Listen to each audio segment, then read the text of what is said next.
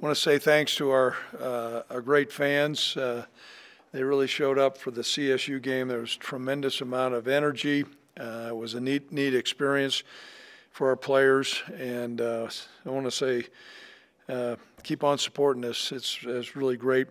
Also, it was a big win for us. You know, anytime you have a chance to beat your rival like that, it's really important to our program. I made a couple comments after the game, but those comments are very consistent. The CSU game is a great rivalry, and so we always want to cherish every time we have a chance to win.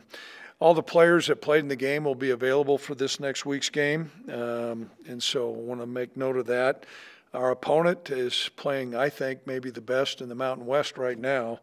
Coach Odom has done a great job. I've known Coach Odom for many years. You know, he's really done a super job with that football team. I think they're playing at the top of their game. The quarterback is excellent. He's completing 65% of his passes. You know, so we really are going to be challenged there. He does have good mobility. They call the offense as a go-go offense. There's elements of option football there.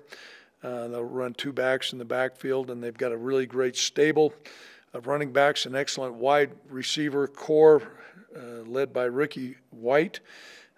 He's a big-time receiver. He transferred from Michigan State. Like I said, the running backs Davis, Lester, and Thomas are a strong stable there. Really strong in the special teams. Excellent punter. Nichols is punting the ball 46 yards, and they've got an excellent punt returner as well. So a big challenge going out to Las Vegas on a short week. From what I understand, we're going to have a lot of our fans that are there. Neat atmosphere, and so we're excited for the ball game. So at this time, questions. Yes. Craig, does having played a couple air raids and Air Force help you, or is this a whole different animal? It's a different animal. It's not air raid at all. I mean, there's many times they're in what we call 21 personnel with two backs and a tight end. Now they throw the ball downfield. I don't want to minimize their ability to throw the football. Those numbers speak for themselves, but the concepts are different. So big challenge for us, more of a balanced offensive attack. Is that Ricky White, that wide receiver, does he remind you of Torrey Horton at all? I would say when Torrey is healthy, they're very similar. And Torrey's unfortunately been kind of plagued with some injuries against us. I thought he was, you know, a champion out there competing. But this guy's got big-time speed, playmaking ability. He's got good length, goes up and catches the ball, and it separates from the defensive backs. I mean, he's, like I said, you can make an argument that these guys are playing at the top of their game. I mean, the game against Fresno, they had a wide-open receiver in the end zone, and unfortunately wasn't able to bring it in, and they were stopped on fourth down. Otherwise, they would have tied that game. Are you surprised Barry was able to turn it into a contender right away, or in this day and age, can you do that? You know, I think that he was able to take bits and pieces of the players that were there. The quarterback was a returning player, and then supplement with some of these transfers. But also, Barry is an old-school football coach that's really seasoned, and you know he was let go at Missouri. You know, I think our game certainly didn't help that cause anyway. But, you know, he was enjoying a great career as a defensive coordinator at Arkansas, and this was an opportunity for him. He's a really solid football coach. This is a salty football team that is well coached with good players. And so I'm not surprised. Like I said, I think they may be playing at the top of their game right now. Craig, how nice was it to see a guy like Tice Weston come up with a big play like that in a key game in a big moment? You know what, we've been looking for a fourth defensive end, and so Tice coming up with that play was certainly great. Now I'm lamenting a little bit that we didn't stick it in, and, you know, that's going to, you know, we've addressed that with our football team, that we got to finish those drives like that, but it was a big-time play because it flipped the field over. To see Gentry come out and play like he's been able to play this year after what he's been through? Yeah, it's really heartwarming. You know, he's gone through, I don't know how many surgeries and setbacks, and he's in his 6th year, and, you know, he's hung in there. And so for him to be able to make a play like he did, it was a well-thrown ball, but it was a great possession catch. He got his feet down. I know Coach Polasek got kind of emotional on the phone when he was talking to him. He put the headset on him. And I did as well. It was great to see Gunnar go out and make that play. Yours reception to touchdown ratio is pretty impressive. Is he in the role that you kind of envisioned? His role keeps on getting increased, and as a head coach, I should probably get him the ball more. I mean, he's a really good player that makes good plays. Yeah.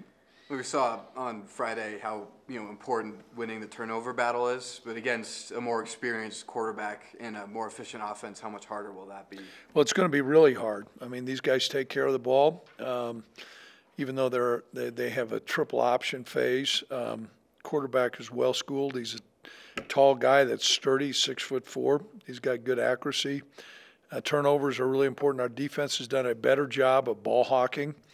And certainly in this last game, the turnover margin, I think, was what sealed the game for us. Obviously, your first 2 road games are against really good teams, and Boise's a tough place to play. But are you trying any different approaches just on the road? Yeah, I don't know. Ryan, that's a great point because we look at our home record, which is pretty outstanding. Then we look at our road record, and it's, I would say, abysmal. I mean, we've talked about a business trip. We've integrated a lot of different things. I don't know if we need to – we've talked about being able to really go out and be focused and take things that we need to do and execute really well no matter what our environment is. I'm taking our offense and putting them inside all week, where typically we've been outside. We're working kicking game inside, all those things. Try to do everything we can to segment. And I think beyond going on the road, we were flat against Boise, and we've just got to bring our own energy. I do know that there's going to be a lot of our fans there, though. I think we'll have a good contingent.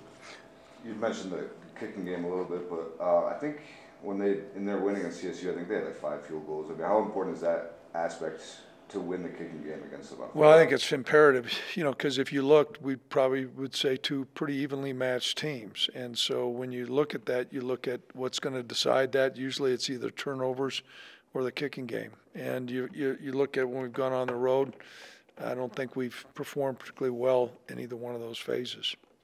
What's it like playing at Allegiant Stadium? Like, what are some of the kind of unique challenges? I wouldn't say unique challenges. It's a great facility. I do know I'm a guy that, as a head coach, I always try to do all the little things to prepare for our football team. And a couple of years ago, as we were going out there, it was a year during COVID. And so I'm watching, and I watch Monday Night Football, and I'm freaking out because I got to get in touch with our equipment managers to make sure we got screw-in grass cleats and everything else. And then I start backtracking and go, wait a minute, the game they play is on artificial turf. How does that work? And so I calmed down a little bit, recognizing that they bring that tray of grass in and then they take it out. So it's a great facility. There's a lot of space. I know there'll probably be a lot more energy in the building than what it was the last time, obviously. This is a big challenge for us, and it's a great place to play. We are staying off the strip. We're staying way the heck out of town, so there should be no distractions, but it's a neat facility to play in. Last Monday, Brian Hendricks said your Sunday practice last week, he was so impressed with how they bounced back, less than 24 hours. Do you get a sense that the guys are excited about Yeah, that? I do. And you're always concerned about that, Ryan, because, a game against your rival can bleed into an emotional game. And my experience is every time there's emotional high, that's coupled with an emotional low. And so we've really tried to steer away from that to make sure we play with a great deal of energy. We came into Sunday's practice, and I thought it was spirited. It's going to be Bloody Tuesday today. So as coaches, we're kind of on a different game week, and our players have responded to that. And as before, we've got a pretty mature football team. I think they saw the pitfall of what happened to us against Boise, and for us not to be playing our best football, we've got to be on point, and that's going to be a challenge this week. There's a lot of talk in postgame about the guys having a chip on their shoulder for this one. Coming off of a win, is that chip still there going into it? Well, we're going to find out. We've talked to them about that and challenged them because that's the makeup of our football team. We have good ability. You know, we don't have a bunch of draft choices running around out there, and when we play well, it's because we play complementary football and guys bring their best potential to the stadium, and that is an easy thing to say and a tough thing to do, and that's going to be our challenge this week. There's a lot of kind of crazy scenarios at the top of the conference right now. How important is it to kind of stress the importance of just focusing on the next game? You know what, I think we're a little bit snake bitten when we started to go through that before at the beginning. You know, you're hearing some of the outside noise of us maybe playing in the Fiesta Bowl, and they had all these different scenarios out there, and you better take care of business. And that means being focused on the opponent, on the task at hand. Their tape, when I say I'm talking about UNLV's tape, is very compelling. They're putting up really big numbers, and it certainly got our coaches' attention. I believe it's got our players' attention as well. And so that means to focus 1-0.